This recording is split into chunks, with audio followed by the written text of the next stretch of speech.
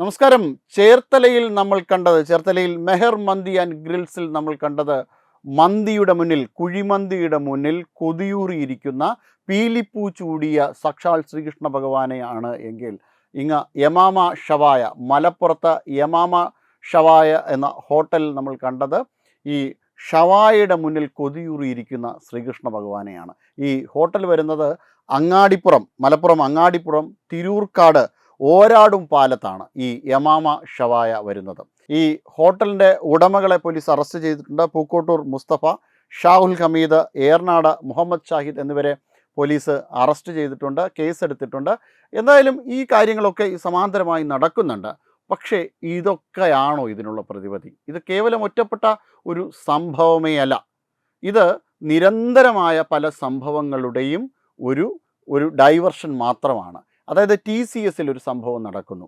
ആ TCSൽ നടക്കുന്ന സംഭവം എന്താണ്? മതം മാറ്റത്തിന് പ്രേരിപ്പിക്കുന്നുണ്ട്. ആ മാറ്റം പ്രേരിപ്പിക്കുന്ന എങ്ങനെയാണ്? ഒരു ഗ്രൂമിങ് ഗ്യാങ്സ് വഴി. ആ ഗ്രൂമിങ് ഗ്യാങ് പൊതുവെ പെട്ടെന്ന് പൊടുന്നനെ ഉണ്ടായതല്ല. അത് വളരെ തന്ത്രപരമായ ആസൂത്രണത്തിനൊടുവിൽ എന്തൊക്കെയാണ് ചെയ്യേണ്ടത്, ആദ്യം തുടക്കം എങ്ങനെയായിരിക്കണം, തുടക്കം മതനിന്ദയിൽ തന്നെയാണ്. ഇങ്ങോട്ട് നോക്കൂ, ഇവിടെയും മതനിന്ദയിലാണ് തുടക്കം. ഇനി എന്താണ് അടുത്ത ഘട്ടം?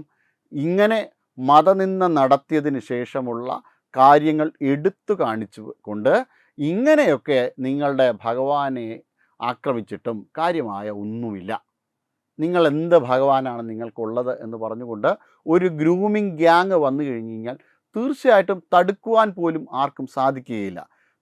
ഇത്തരത്തിലുള്ള കാര്യങ്ങളാണ് ആസൂത്രണത്തിൻ്റെ ഭാഗമായിട്ട് നടക്കുന്നത്. ഒരു കാരണവശാലും ഇത് അനുവദിച്ചു കൊടുക്കുവാനേ സാധിക്കില്ല. എങ്ങനെയാണോ TCSൽ നടന്നത്, അതേ മാതൃകയിലുള്ള ചില ഗ്രൂമിങ് ഇൻസിഡൻസ് പല മേഖലയിൽ നടന്നാൽ, അല്ലെങ്കിൽ കേരളത്തിൻ്റെ പല പ്രദേശങ്ങളിൽ നടന്നാൽ തീർച്ചയായിട്ടും അത് അനുവദിച്ചു കൊടുക്കുവാനും കഴിയില്ല. അത് പ്രാഥമിക ഘട്ടത്തിൽ തന്നെ ചോദ്യം ചെയ്യണം. അങ്ങനെ ചെയ്യുന്ന ആൾക്കാർക്ക് കർശനമായ ശിക്ഷയും വേണം എന്നുള്ളതാണ്. അല്ലെങ്കിൽ ഇത് ഉയർന്നുവരുന്ന ഒരു മതനിന്ദ എന്നതിലപ്പുറം ഒരു മതത്തെ തകർക്കൽ, അതിലൂടെ മറ്റെന്തെങ്കിലും തരത്തിലേക്ക് കടക്കൽ, ഇതൊക്കെ ഉണ്ടായിക്കൊണ്ടേയിരിക്കും. ഇത് ആദ്യത്തെ സംഭവമല്ല. നേരത്തെ ഈ ISISലേക്ക് റിക്രൂട്ട് ചെയ്യപ്പെട്ട നിമിഷ ഫാത്തിമയുടെ കാര്യത്തിലായാലും ഇതൊക്കെയാണ് നടന്നത്. എന്തായിരുന്നു അഖില ഹാദിയുടെ കാര്യത്തിൽ നടന്നത്? നിങ്ങളുടെ മതം മോശമാണ് എന്ന് പറയുകയായിരുന്നു ആദ്യം ചെയ്തത്. അതിന് കുറേ അധികം നാളുകൾക്ക് മുന്നേ ശ്രുതിയാണെന്ന് തോന്നുന്നു, ആർഷവിദ്യാ സമാജത്തിലെ ഒരു പെൺകുട്ടി. ആ പെൺകുട്ടിക്ക് നേരെയും ഇതേ രീതിയിൽ തന്നെയാണ് അവർ സമീപിച്ചത്. പിന്നീട് ആ പെൺകുട്ടിയുടെ മനപരിവർത്തനം നടത്തേണ്ടി വന്നു.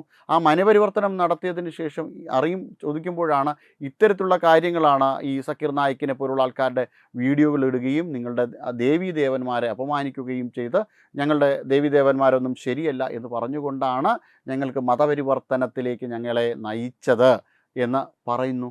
അപ്പോൾ ഇത്തരത്തിൽ ISIS പോലുള്ള സംഘടനകളിൽ പോലും ആൾക്കാരെ റിക്രൂട്ട് ചെയ്യുവാൻ പാകത്തിന് ഇവർ വളരെ ശക്തരുമാണ്. ഇതിൻ്റെ പിന്നിൽ വളരെയധികം വലിയ സംഘം തന്നെയുണ്ട്. ഒരുപാട് പണം ഇതിന് വേണ്ടിയിട്ട് അവർ ഒഴുക്കുന്നുമുണ്ട്. നമ്മുടെ നാട്ടിലെ ഏറ്റവും വലിയ ബുദ്ധിജീവികൾ ഒന്നായിട്ടുള്ള മാധവിക്കുട്ടിയെ മതം മാറ്റിയത് ഇതേ ശൈലിയിലാണ്. അത് തുറന്നു പറയപ്പെട്ടിട്ടുണ്ട്. ഇങ്ങനെ കേരളത്തിൽ അങ്ങോളം ഇങ്ങോളം, ഭാരതത്തിൽ അങ്ങോളം ഇങ്ങോളം ഈ രീതിയിലുള്ള സംഭവങ്ങൾ അരങ്ങേറിക്കൊണ്ടേയിരിക്കുന്നത്. ഇതൊട്ടും ആശാസ്യകരമായിട്ടുള്ള ഒരു കാര്യത്തിനെ അല്ല തുടക്കം കുറിക്കുന്നത്. തീർച്ചയായിട്ടും ഇത് ഒരു സംസ്കാരത്തിന് നേരെ മാത്രമല്ല, ഒരു രാജ്യത്തിന് നേരെയുള്ള ശക്തമായ വെല്ലുവിളി തന്നെയാണ്. കേവലം ഇതൊരു ഒറ്റ വ്യക്തിയിലല്ല, പല വ്യക്തികളായിട്ട് ഇതൊരു ഗ്രൂമിങ് ഗ്യാങ് തന്നെയാണ്. ഈ ഗ്രൂമിങ് ഗ്യാങ്ങിലൂടെ TCSൽ നടന്നത് മാതിരി ഈ ഗ്രൂമിങ് ഗ്യാങ് ആദ്യം ഇതെല്ലാം കാണിച്ചുകൊണ്ട് ആൾക്കാരെ വശപ്പെടുത്തിയതിന് ശേഷം അവർക്കിടയിലേക്ക് മതം തള്ളി വിടുന്ന ഒരു കാഴ്ചയാണ് നമുക്കിവിടെ കാണാൻ പറ്റുന്നത്. എന്തായാലും ഇതിനെ ഒരു കാരണവശാലും നമുക്ക് ന്യായീകരിക്കുവാനേ സാധിക്കുകയില്ല. തീർച്ചയായിട്ടും ഇതിനെതിരെ കർശനമായ നടപടി വേണം. VHP എന്തായാലും ഈ യമാമ ഷവായക്കെതിരെയും കേസ് കൊടുത്തിട്ടുണ്ട്. ഹിന്ദു സംഘടനകൾ ഇതിനെതിരെ വളരെ ശക്തമായി തന്നെ മുന്നോട്ട് പോകണം. എന്തായാലും ഇതിന് തീർച്ചയായിട്ടും ഒരു നടപടി ഉണ്ടാകണം. നടപടിയിലൂടെ അത് മുന്നോട്ട് പോയേ മതിയാവുക. അത് ഇടയ്ക്ക് വെച്ച് നിർത്തുവാനും സാധിക്കില്ല എന്നുള്ളതാണ്. Web desk Tathwamayi news. വിട്ടുവീഴ്ചയില്ലാത്ത നിലപാടുകളുമായി ദേശീയതയുടെയും സമാജത്തിൻ്റെയും ശാക്തീകരണത്തിനു വേണ്ടി തത്വമയിയുടെ ജൈത്രയാത്ര തുടരുകയാണ്. യൂട്യൂബിൽ മാത്രം തത്വമയിക്ക് 10 ലക്ഷം സബ്സ്ക്രൈബേഴ്സിലേക്ക് എത്താൻ ഏതാനും ചുവടുകൾ മാത്രമാണ് ബാക്കി. മറ്റ് സോഷ്യൽ മീഡിയ പ്ലാറ്റ്ഫോമുകളിലും തത്വമയിയുടെ നിറസാന്നിധ്യം തുടരുകയാണ്. ഈ അവസരത്തിൽ ഞങ്ങൾക്ക് നിങ്ങളോടുള്ള അഭ്യർത്ഥന, ഞങ്ങളോടൊപ്പം നിൽക്കുക എന്നുള്ളതാണ്. നിങ്ങൾ ഉപയോഗിക്കുന്ന ഏത് സോഷ്യൽ മീഡിയ പ്ലാറ്റ്ഫോം ആണെങ്കിലും ഞങ്ങളുടെ വരിക്കാരാകുക, ഞങ്ങളെ സബ്സ്ക്രൈബ് ചെയ്യുക, നിങ്ങളുടെ സുഹൃത്തുക്കളിലേക്ക് തത്വമയിയുടെ ഈ സന്ദേശം പ്രചരിപ്പിക്കുക. ഞങ്ങളോടൊപ്പം നിൽക്കൂ, രാഷ്ട്രത്തോടൊപ്പം നിൽക്കൂ, ദേശീയതയ്ക്കൊപ്പം സഞ്ചരിക്കൂ.